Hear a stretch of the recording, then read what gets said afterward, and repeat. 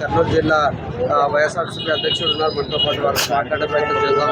ఎట్లా చూడొచ్చు అంటారు? ఈరోజు చూసుకున్నట్లయితే వైఎస్ఆర్ కాంగ్రెస్ పార్టీ తన సత్తా ఏందో మరొకసారి రుజువు చేసింది. ఏ విధంగా ఉందంటారు? 2024 జూలైలో కూడా స్టాండింగ్ కమిటీ ఎలక్షన్లు వచ్చినాయి.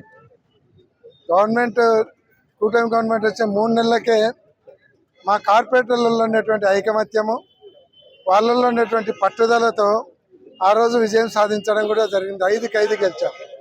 ఆ రోజు వాళ్లకు ఆ ఓటమితో వాళ్లకు కొంత గుణపాఠం అయింది.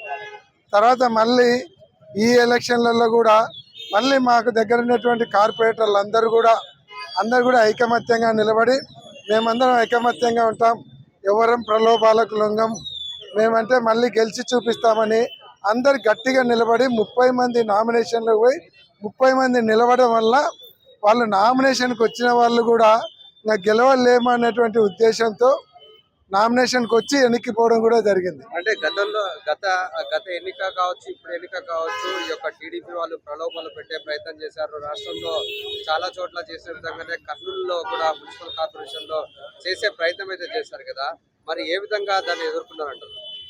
ప్రలోభాలు అయితే చేసినారు. వాళ్ళు పోయిన ఎలక్షన్లలో కూడా ప్రలోభాలు చేసినారు. స్టాండింగ్ కమిటీ ఎలక్షన్ అయిపోయిన తర్వాత కొంతమందిని డబ్బులు ఇచ్చి లాక్కున్నారు. ఇంకా మా దగ్గర ఉండే పొట్టంతా పోయింది, గట్టి నిలబడింది. కాబట్టి ఉండేటోళ్ళందరూ గట్టిగా ఉండే వాళ్ళు ఉన్నారు. గట్టి సంకేతం కూడా పంపించడం జరిగింది. మేము ఉండే వాళ్ళందరం కూడా గట్టిగా ఉన్నారు, ఎట్టి పరిస్థితులలో ప్రలోభాలకు లొంగము అనేటువంటి గట్టి సంకేతం పోవడం వల్ల గెలవలేము, పోటీ పెట్టి అభాస్పాలవుతాము, పరువు పోతుంది అనేటువంటి ఒక భయంతో ఈరోజు యునానిమస్గా మాకు రావడం జరిగింది. నిజంగా దీనికి అందరికీ కూడా కారణము మా కార్పొరేటర్లలో ఉన్నటువంటి ఐకమత్యం, వాళ్ళ కమిట్మెంట్.